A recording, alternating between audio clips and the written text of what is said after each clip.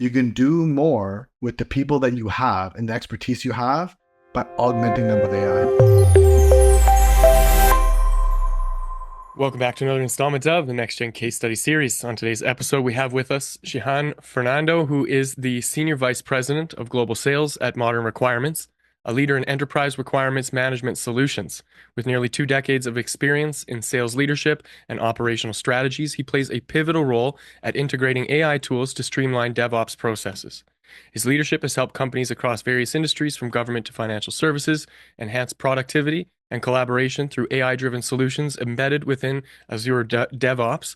And we were speaking off camera about some of the really cool stuff he's up to. And this is why we're excited to have him on the program. Shihan, welcome to the Next Gen Case Study Podcast. Devin, thank you for having me. And I'm actually pretty excited based on our off-camera conversation. I'm really looking forward to what we chat about today. Yeah, man. Let's start with just a couple of minutes on who you are, where you came from, and how you landed in this role, and then we're going to dive into it because I think this is going to be an exciting conversation. Okay, I'm gonna give you the background. I've always loved sales. Right from childhood, playing Monopoly with my cousins. We every Christmas, New Year's, birthdays, all the time. And one of the things I took away from it all is that the only way to really win a Monopoly is to have as many win-win deals as you humanly can. And I kind of carried that through my life.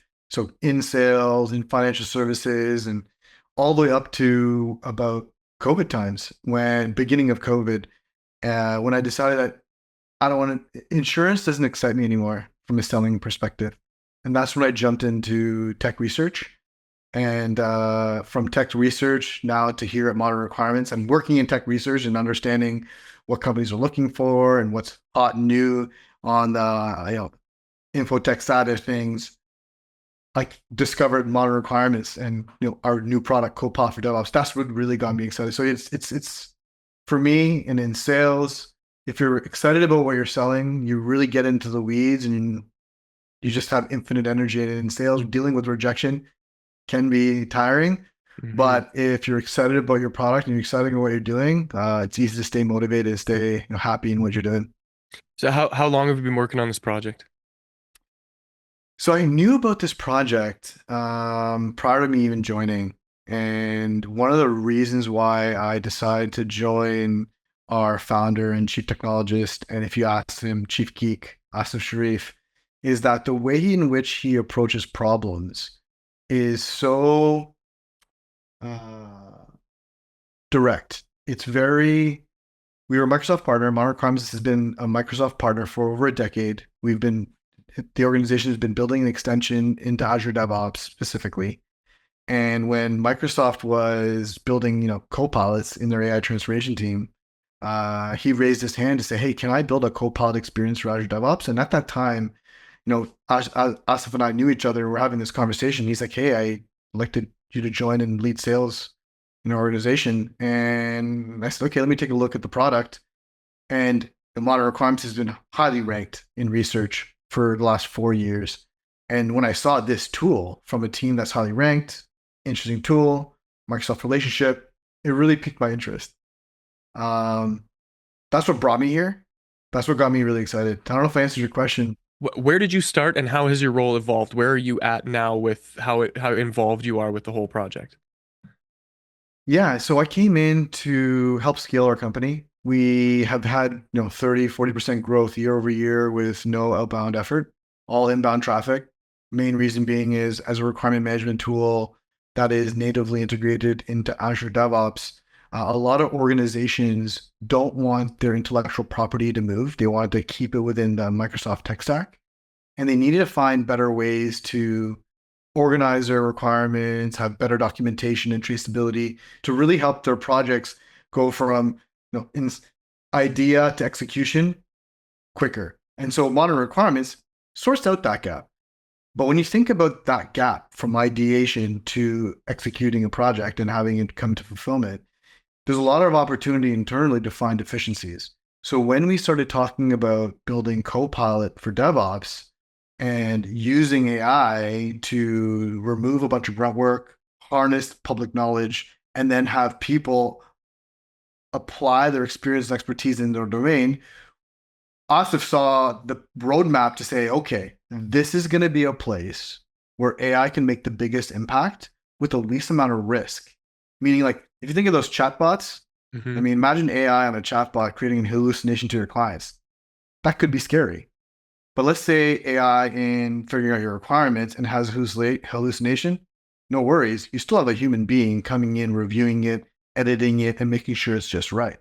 So I think there are native places where AI is going to be really productivity enhancing in a responsible way. And that's what really got me excited here is that, wow, we are now looking at a path where we can be part of a revolution of harnessing AI power, using the best of both worlds, people and machine, to get us to a place where projects can move super fast. Okay, so I'm gonna rip the Band-Aid off A here lot because there. yeah, I think we got to dive right into it. So here's Yeah. the one common thread in all of the conversations we've had in the 100 episodes that we've done so far is Okay. uh, AI is not going to replace people because it's not there Never. yet. But Yeah. people who use AI will replace people who refuse to get on board and get involved. 100% agree. But there's a barrier to entry here because AI isn't as easy to use and intuitive as we all thought it might be. And I don't know anybody watching or listening if you've had a chance to experiment with things like ChatGPT or Gemini or Perplexity, but if you have, you can relate to this idea that what you get out of it is what you put into it. And so now this becomes a battle of wits against the machine on how intelligent you can get to engineer a prompt to get the thing that you're looking for out of the machine. So, because of this barrier to entry, there was this really sharp curve of adoption and then a very sharp drop off, and everybody kind of hit that wall and went, yeah, ChatGPT's stupid. So, Yeah. Ooh, off camera, we were talking about this. You yeah. have taken a different approach to the whole situation. So, I'm going to let you Yes. take it from here, run with this one, Shihan. What have you guys done to make this different for people? Okay. I'll give you the 30-second history lesson. So when we raised our hand to build Copilot for DevOps, we were working with the Microsoft AI teams.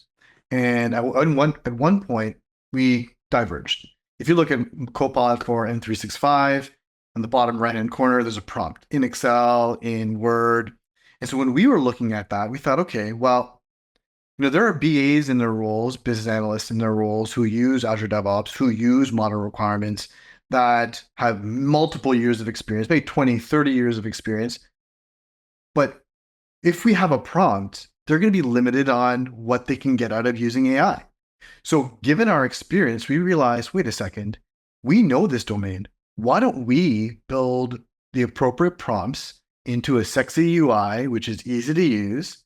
And now we've basically democratized the use of AI in Azure DevOps and in DevOps as a whole, because anybody, whether you're starting off as a BA or you have 30 years or 40 years of experience and maybe you're on the tail end of your career and you don't want to learn a new skill, you still have a lot of expertise. You know that domain inside out. You might know that company inside out. You're probably the most powerful person to empower with AI. So we took the route of creating, a listen button. You start with an epic, you hit elicit, it gives you all the features as suggestions. Now, as an experienced BA, I can curate off a list. Yep, that one makes sense. That one makes sense. That one makes sense. He gives you the description, the acceptance criteria, and you can now look at that and say, oh yeah, that makes sense. Might need a little bit edit based on my knowledge. All of this is possible because we took the challenge and the barrier of entry of prompt engineering out.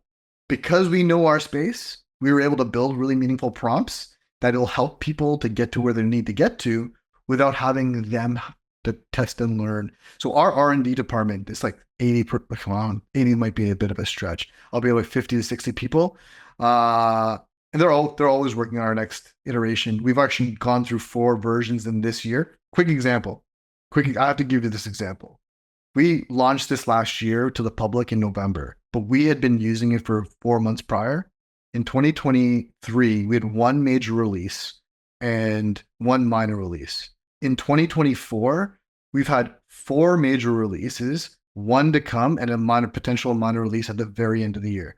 This is with the same team, better tech, evolved our process. Now, not everyone's a master of prompt engineering, but what they all can do is they can click a button where the prompt is already pre-populated to get what they need. So we've seen it in our use case, and some of our clients who are heavy users are seeing the immediate impact of having an AI solution that doesn't require prompt engineering. Having said all that, though, there are the nerds like us, Devin, based on our conversation, who enjoy trying to figure out what a better prompt is to get something out of it, get something more out of it. So what we added in our last version, our last iteration of Copilot for DevOps, was the ability to add custom instructions. So it leverages the expertise and knowledge that we've put into the prompt, but then you can hit custom instructions and give it a little tweak if you want to go in a particular way. So we've added that capability. So there's something for folks who are starting out, but then there's also something for folks who are all the way in, who love prompt engineering and know exactly what they want out of the system. You kind of beat me to the punchline on that one because one of the things you're right, I do kind of enjoy to some extent Yeah. uh, finding out how to get the most out of something. And when I'm using a tool like ChatGPT, I'll tell you this, I've taken the last 2 years to try to figure out the best way to prompt this thing to write like me. I have a very particular way of writing. There's a way I like to articulate myself and say the things that need to be said.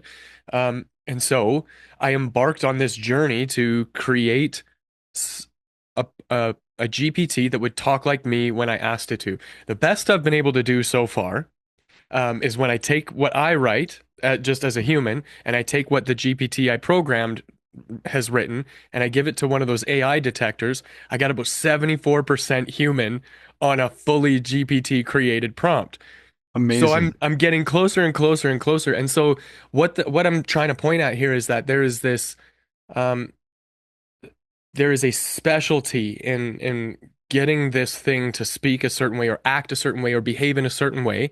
And once you got it dialed in, it's actually really predictable. And um the thing you mentioned about before, the hallucinations and things like that. We've had real world examples of that going awry in very Yeah. terrible ways. One example that stands out to me is a dealership that deployed a chatbot that did a deal with a customer who Right. then took when they said, no, no, no, it was just a chatbot. He was like, hey, well, I'm taking you to task on this. They went to court and the I guy won and saw got his car or truck or whatever it was out of it. Did you hear about this story? there's a warranty issue, right? Like, is this going to be covered under warranty? And I think the chatbot said, yeah, of course, something along those lines. Yeah, something like that. Yeah. And so the chatbot kind of took responsibility where it shouldn't have. So we're faced with this new challenge now of like, okay, there's a battle of wits with the machine.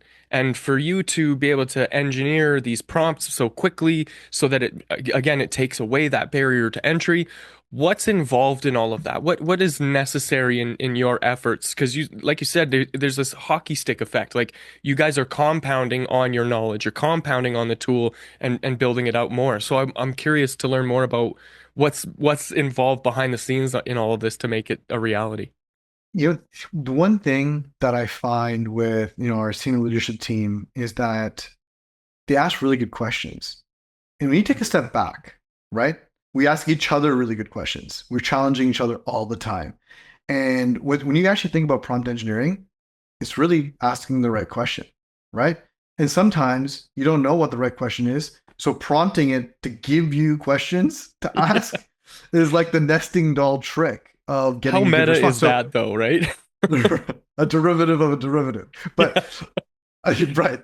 But it's unbelievable how it comes together because by asking the right question to get the right questions, right? I know that's kind of out there, but you're getting it to aggregate what it knows, all public global knowledge, to to start to channel what you're looking for more precisely. I'll give you a perfect example. I'll try to give an example. Well, let's see if it's perfect. You could be the judge of that. One of the big challenges in project work and the requirements is it written well, right? If it's written well, then downriver, things should work out. If it's written poorly, then there's going to be rework. Rework is costly. You have to go Hmm. back. There's a big back and forth, time delay, but timelines, budget, everything's impacted, right? Clients might not be happy. Prospective clients are waiting on something. There's a bigger impact. So our goal is always to reduce rework. So one of the things that we really set out to do is enable people to ensure they get stuff written well the first time, right? So the question was to the system and to each other was, how do we help people who don't know anything about AI to use AI to improve their writing? So we came up with analyze. So you read a requirement or read a series of requirements, and all you do is click a button that says analyze. It does a 6C methodology analysis, concise, concrete, right? The 6Cs. Yeah. And it reviews it, it scores it. So now we have a score, right? People love scores, and it gives suggestions on how to improve it. Now, when we were piloting this and testing this out on our own people last year, what we found was the folks that were using Analyze the most within our organization, like they're constantly being told to be more concise. What we found is that the immediate result was they went back, changed the requirement to be better. But the long tail benefit was by seeing by the tool tell them to be more concise, consecutively and consistently, they themselves became better writers. And so we sat back, we're like, wow. So we're not only going to get a good result, a better result up front because the tool is telling them to make the change, but by the tool doing the analysis on them consistently has improved the person too. And so we, at that point, we were now fully committed. We're like, okay, this not only works for an immediate outcome, but we're actually improving people's capabilities too, which really excites me because at the end of the day, there's that big scare of, is AI going to replace people? No, we call it Copilot for a reason. Right. We want it to be there for you to help you, but at the same time, if it's going to help you become a better writer too, now all of a sudden you're more valuable, whether it be to your organization or to any organization. We're really proud of that. So going back to your original question, like what are we thinking about? We constantly have tests going on. We're working on this diagramming tool where basically you can build a diagram of a process that you're looking for and have nested diagrams within it and have those diagrams have the system suggest requirements that you need based on a diagram. It's very interesting. It's a very exciting time to be working in this area because you can see real life, real time benefits happening. I am really intrigued by the implication of that feedback loop of, okay, put the thing in, let it analyze the prompt before we get what we want. Let me know where I'm messing it up so that I therefore can improve. And it just taught me something. Now I learned how to do that better. And so we together, we are so good that fill in the blank. And where is the application? I'm probably giving you guys way too much now. Yeah. Listen, if you need a partner on this, let me know. But Hey, what are the implications of taking this and using it in the education system, or in colleges and universities, or in sales training, in corporate environments? Like, what could you do to create those feedback loops using a very specific framework that is designed by a human, right? Because that's one thing. Like humans communicating with humans that needs to happen. A machine communicating with a human will always have the barrier or the limitation of that missing element of what makes human, right? Sentience or yeah, whatever that is. So I always imagine this situation where it's an Iron Man and a Jarvis type of thing, right? Jarvis is no good on its own, yes, but with Tony Stark and yes. his Good unlimited example. resources, the possibilities become endless. So I wonder, like, is that stuff that you guys are also aiming at, or are you focused more on just kind of still staying here and refining this work, or have you guys experimented in any other places? It's funny that you say that. So one of the things that we've been thinking about is that when we first started on this journey, we looked at AI as a personal assistant, right? Mm-hmm. And then when we made that realization that it could be more than a personal assistant, but maybe even a personal coach, we were like, whoa, this could really be impactful. This could be meaningful to people. And it actually makes it less scary when, let me put it this way. It makes it less scary, but it's still only accessible by people who know how to prompt engineer, which made our original mission of making it accessible, specifically in this domain, and where we've been in business in 2006, right? Doing requirements management, a Mm-hmm. Microsoft partner doing this for Azure DevOps for the last 10 years. So we know this domain. And because we know this domain, we know what's working in this domain and we know what adds value in this domain. So obviously our focus has remained in this domain. And when we think about requirements management, If you're building something, you need to have the appropriate requirements nailed down to build something. But if you're winding something down, you still need to have the appropriate requirements in place to wind something down. So we really believe that what we're doing can be universally applicable, but the realization that it could be more than a personal assistant, but a personal coach has influenced a lot of the design elements of the tools that we'll be launching as part of our version 4 and version 5 that are coming out. So we're still going to operate in this space. We actually have a sister product called Coldest One. Coldest One is a no-code app dev tool where with a prompt, you can just say, I'm looking to build this app, and it'll go and build it for you. And then live, you can tweak it. Is this available to the general public, or you guys still got it under a lock and key? We just recently launched it to the general public. You can go on coldest1.com. If you go to modernrequirements.com, there's a link to Coldest One. The main goal with this is to help organizations, whether it be small or large, to be able to build apps quickly, leveraging AI. And a lot of our most cutting edge thinking and results of tests that our R&D team are doing are being implemented both in Copilot, which is for Azure DevOps, as well as our Coldest One asset as well. So you mentioned that you're staying focused in kind of in the corporate environment.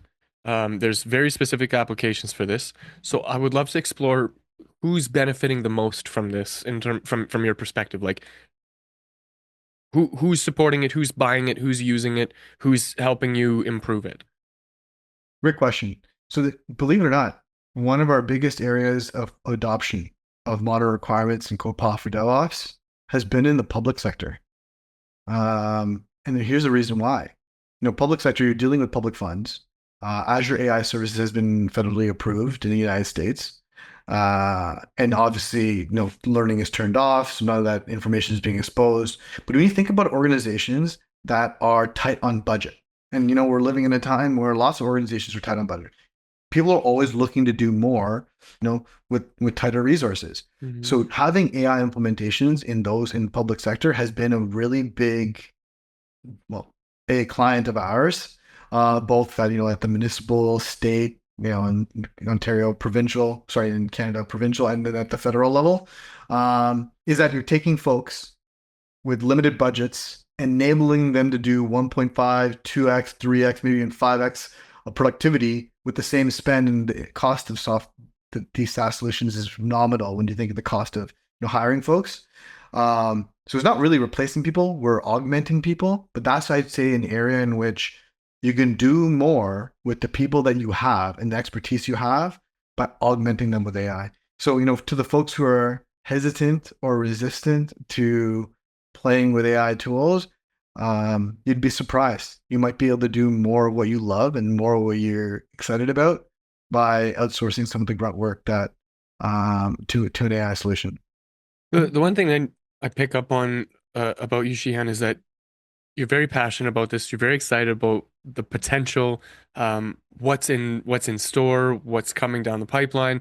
I wonder if, as we kind of come to a close of our time together here, we can look a little bit forward at some of the big goals you guys are aiming at, maybe some key revenue milestones. Like what's big? What are you excited about coming down the pipeline? Well, right now there are, I think, 28 million Azure DevOps users out there. And every single one of them can benefit from having Copilot for DevOps for the reason that it's a non-prompt based way of engaging with AI. So that's number one. I want to hit that milestone. I want to get as many people who are using Azure DevOps today, or if you have Visual Studio's subscription, you get an Azure DevOps basic license. It's all you need. Copilot for DevOps is definitely going to change the way you work. So that is one goal. We're working with Microsoft. We're working on we're on the Azure Marketplace today. We're available on the Visual Studio Marketplace today. So our goal is to penetrate that market as much as possible in the next 6 to 8 months. And what we believe is that the first 50 to 100,000 people who are using the tool are going to dominate those roles. They're going to be the most sought after folks because they're an early adopter of using AI in this space, which will make them extremely valuable in their careers, as I told you, from the coaching effect in the years to come. So that's one big area that we're really focused on. The other big area that we're really trying to focus on is as an organization, our founder and CTO Asif said at the beginning of the year, we have about 125 people. He's like, I want to be operating at a 250 person organization by not hiring anyone else, and additionally by using AI. And I can confidently say, and I know, of course the founder would say that, but having said that, our dev teams are operating at that clip. I'm removing our marketing and sales team to use more AI solutions to try to automate some of the things that they're doing, not client facing, but how we organize ourselves. And I would safely say that we're on that journey. Are we going to get there inside of 12 months? Maybe not. Are we going to get there within 18 to 24 months from the original goal? I think so. I think it's possible. And we're already seeing some of that. So those are the two big internal goals and external goals. And really one of the things that I'm really excited about, Devin, is that we've seen, 30 to 40% growth. And now we have an add-on, which is an AI solution to the solution that has been growing at that clip. So we've been buzzing. We've done really well at Infotech Live, which is a great conference, by the way, if anyone's listening to this. It happens in Las Vegas in September. Highly recommend you go. A lot of great thought leadership there. We learn a lot. We share a bunch that we're working on. So it's a great place for people excited in this domain to share ideas and grow. So I know that we're coming to the end of our time. So I'm going to leave you with this. When you think about your workflow, right? When you think about what generally you get excited about, imagine having more time to do the things in what you do for a living, that have more time to do the stuff that you're excited about, and the stuff that can be automated to use AI, I think is something that everyone should try. Start with ChatGPT or Gemini or whatever model that you like, and start with this. This is what got me really excited.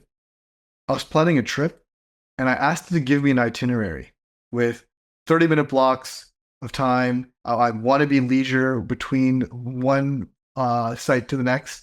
And it built me an itinerary as if I had a travel agent. Couldn't believe it. That was one example. The second example for folks who want to get started with playing with AI, I have a garden out front, north facing. I wanted to redo it. And I asked ChatGPT to give me 10 questions based on my region of what I should ask a landscaper if I had these requirements: easy to maintain, green year all year round, so on and so forth. And then it gave me 10 questions. And I said, okay, answer those questions for me.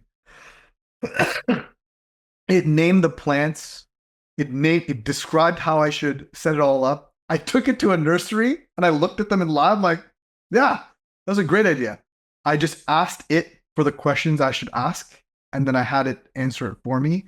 I couldn't imagine how much time and effort it saved me. And now, if you see it now, I'm pleased with the outcome. These are incredibly practical situations that I think regular, everyday, real human beings would relate to. Even further than that, meal planning or exercises or what's interesting to do, activities for kids and families and things like just all the questions that you ask Google and get like really bad ads for, like just throw that into ChatGPT one time and just see what happens. I love the ask what are the questions and then give the questions back and be like, okay, now answer these questions for me. I absolutely Yeah. love that. That's such a crazy strategy to get what you want out of it. Or Yeah. ask me all the questions you need to understand like what I'm aiming at, or really, really powerful Yes. stuff. Um, Yes. what sort of like I picked up on, okay, we got a lot of inbound happening, we got a lot of events and things like that you guys are out there, you're networking, you're connecting with the right players in the game. What sort of friction, challenges or the like do you think that you're gonna encounter as you continue to kind of roll this thing out over the 18 to 24 month period here? Time. We need more time. And what I mean by more time is that I need more bandwidth. So I'm looking to hire another senior B2B account executive to handle the volume that we're dealing with. I know this is shamelessly, I'm plugging this. I'll be posting this on LinkedIn shortly, but I'm actually looking to hire an accounts receivable manager. And it sounds funny that I say that, and I'm not, this is not being boastful. We legitimately could use the help. It's just adding the right pieces to our team as it grows. That's the main thing. Another big avenue that we're opening up is I'm looking for a partner manager as well. There's a lot of channel partners, a lot of folks who are reselling Azure DevOps, who are consultants to organizations on their DevOps processes, that see Copilot for DevOps and realize, wow, okay, if we don't start participating in this, our practices are there's existential risk to their practice with a tool like this. So they want to be involved in it too. So there's a lot of demand, and my fear is I'm not going to be able to service all that demand as it's happening. So we're looking to. I know we're going to double our efforts by the people that we have, but we also need more people as we're growing. So in the next, I'd say 12 months, that's an area in which I'm going to be focusing on is hiring the right folks to help us who believe in what we were doing and then Mhm. help us get to that next level with their expertise, augmented by AI. Yeah, that's I think that's a one of the challenges that a lot of people are facing, a lot of businesses are facing right now is finding the talent. And this is probably partly in due to the nature of the hiring process and the mess that it has become. Yeah. And also, listen, when I was in high school, it was a small rural town in the middle of nowhere, and the only options you had were to become a mechanic or a drug dealer, and like neither one of those prospects looked great for me. You know what I mean? Nowhere in my entire high school career or college or whatever, any of that time frame, did I ever think that I would be a podcast host for an AI company who is developing AI voice. So there's this giant pool of people who have what I believe to be transferable skills that are being overlooked, and if they're watching this or listening to this or find this and they hear this message, I hope that they reach out to you, and you find the people that you're looking for, because this is one of those things where it's like we can only improve our life by taking away things that we don't like doing, right? That's why we invented the combine and we're not dragging a giant metal plow behind an oxen anymore. Like we did things to make our lives better, and this is one of those things. So I'm fascinated by the work that you're doing. I'm excited at what you're creating and the prospect of what that means for all of the different places where this is applicable. Just like you said, the regular real life stuff, but then the business on the business side of this, being able to write and create and have, somebody to, or something rather, To coach. Yeah. to help springboard, create ideas and coach you and get better and improve. Definitely a necessary part of this whole equation. Man, you've been so generous with your time and your wisdom, and for that, I'm grateful. To wrap up the show, if you could, I'd like to ask this question because there's somebody out there that this will help. Imagine that there is somebody else out there who's up to something, trying to create something, trying to build it, and they're facing some challenges, don't maybe necessarily know which way to go. What sort of advice might you offer someone in that position to help them keep pushing and keep driving towards success? The best way to put it is this: never stop asking questions. Being insatiably curious about all domains, I mean, especially the ones that you're working on, and looking for and being open minded because you'll be surprised where you'll find inspiration. And listen, nothing that's worthwhile in life is going to come easy, right? And if you think about headwinds and you talk about friction and they're pushing through and what's going to get them to the next level, uh, headwinds, if you think of the way lift works in flight, you need that headwind to create lift. So just part of it. You'll reach newer heights as you embrace it, and just keep asking questions, keep problem solving. Don't be scared to ask for help. And actually, I'll leave this with you. Leave everyone who's watching this is that is one thing that I'd say has significantly improved my life in the last 5 6 years. Is that when it came time, and I'm a proud guy. I have 3 daughters, and right, never be afraid to ask for help because that is one of the areas in which I found that I started to do more. And even though that is a source of friction for me, but asking for help was able to get the help that I needed in whatever area I am, which helped me actually get to the next level, the next step, the next relationship, and the next best thing in my life. So having said all that, I'm at a point now. I'm so grateful for all of my experiences, both challenging and things have gone well. I just hope that I can, share that with folks who are interested as well.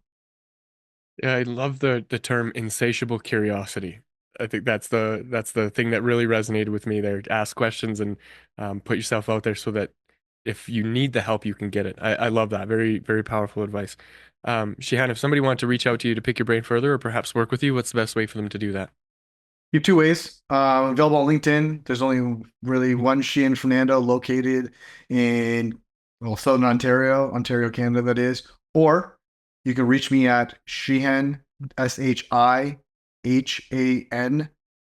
Fernando, like the other song, at modernrequirements.com. Sheehan.Fernando at modernrequirements.com. You can get me there. If you go to modernrequirements.com's website and you hit, if you look at our leadership team, you'll find me there and you'll find my contact information there as well. Beautiful. We'll make sure to link to all that in the show notes so that anybody watching or listening will be able to find you easily. On that note, for anybody watching or listening, if you want to reach out to us for any of your marketing or AI needs, you can visit nextgengrowth.com. Otherwise, that's it for this episode. Thanks for joining us for this conversation, and I will see you in the next.